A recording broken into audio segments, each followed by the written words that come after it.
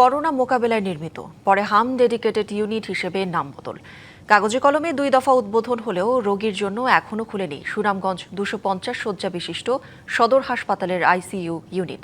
ফলে জরুরি ও সংকটাপন্ন রোগী নিয়ে ছুটতে হচ্ছে সিলেট সহ অন্য জেলায়। হাসপাতাল কর্তৃপক্ষের দাবি, সংস্কার কাজ চলমান থাকায় আইসিইউ ইউনিট সচল করা সম্ভব হয়নি। সুনামগঞ্জের প্রধান সরকারি চিকিৎসা সেবা কেন্দ্র 250 শয্যা বিশিষ্ট জেলা সদর হাসপাতাল। হাওর-অধ্যুষিত অঞ্চলটির প্রায় 26 লাখ মানুষের উন্নত চিকিৎসার মূল ভরসাস্থল প্রতিষ্ঠানটি নানা সংকটে জর্জরিত।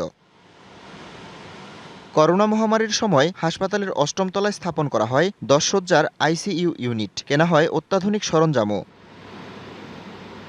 2023 সালে ইউনিটটি করোনা ডেডিকেটেড আইসিইউ হিসেবে উদ্বোধন করা হয়। একই ইউনিটকে হাম ডেডিকেটেড আইসিইউ হিসেবে পুনরায় উদ্বোধন করা হয় গেল 14 জুন।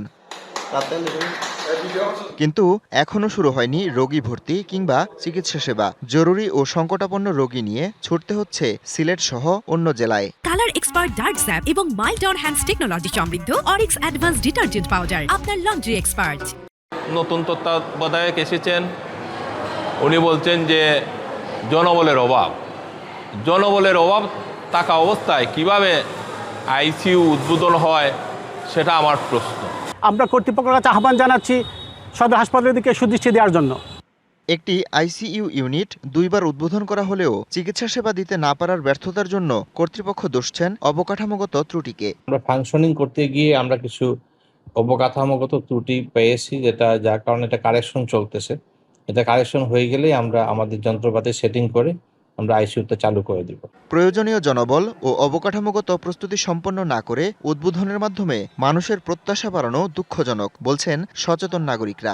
সংকটগুলো যদি নিরসন না করা হয়, পর্যাপ্ত চিকিৎসক যদি নিয়োগ না দেওয়া হয়, তাহলে এই আইসিইউ যে বারবার উদ্বোধন করা হচ্ছে সেটা কোনো কাজে আসছে না, লোকজন সেবা পাচ্ছে না। সবাই মিলে যেন এই হসপিটালের দিকে নজর দেন এবং এখানে পর্যাপ্ত চিকিৎসক নিয়োগ দিয়ে যাতে আমাদের হাওরের মানুষের সেবা নিশ্চিত করে।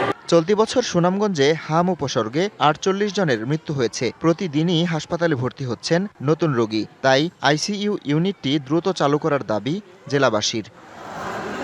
DBC news desk.